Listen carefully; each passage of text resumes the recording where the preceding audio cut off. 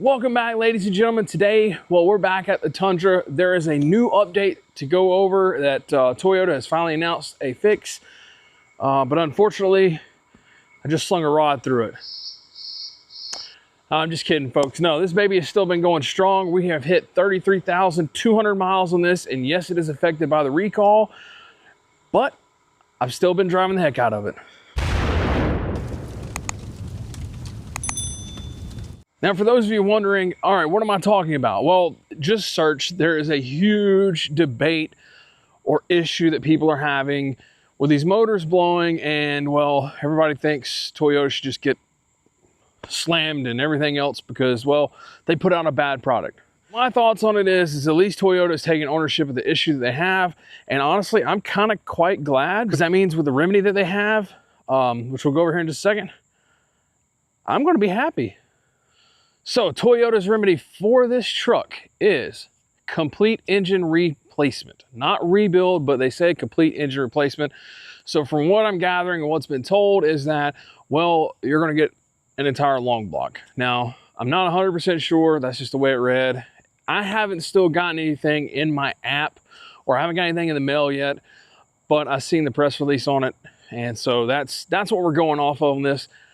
I am curious because we have a sample sent off to Blackstone, which we hopefully will get next week, and I'll be able to go over exactly what this engine looks like, because I'm kind of curious, you know, do we have any issues with this motor, or does it seem like everything's okay? Either way, I'm not worried about it. I put 33,200 miles on it, and she's still going strong, and I'm going to run it until they tell me to replace it. So the way I actually look at it is I've got to put at least, let's just say probably 34,000 bare minimum. I mean, who knows when I'm going to get called up to be able to have a motor replaced, because that's a lot of motors to get replaced. You're talking almost 100,000 that are going to be replaced. So I'm somewhere in there. I don't really care, honestly, but I imagine that's 30 something at least. Maybe I may even hit 40,000 before they call me or say, hey, yours is ready to be fixed. I just look at it as, well, that's just more that I get to put on this old motor, and well, that means I get much longer on the new motor.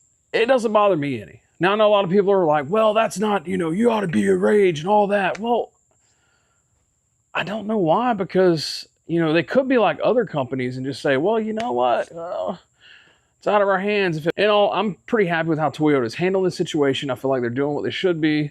They've taken ownership of the problem. They're trying to make us right.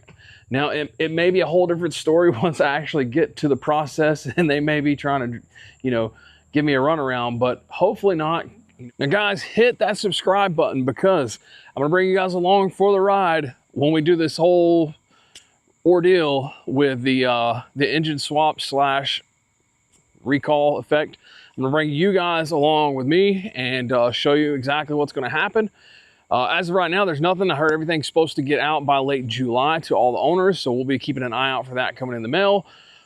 But hang in there. We're going to have Blackstone coming up next week. Hopefully, we should have the results back, and we're going to know exactly how this motor is actually doing, whether or not it's got some extra particles in there it shouldn't have. But we'll get that. So I want to give you guys a quick update. That's going to do it for this one. We'll catch you next time.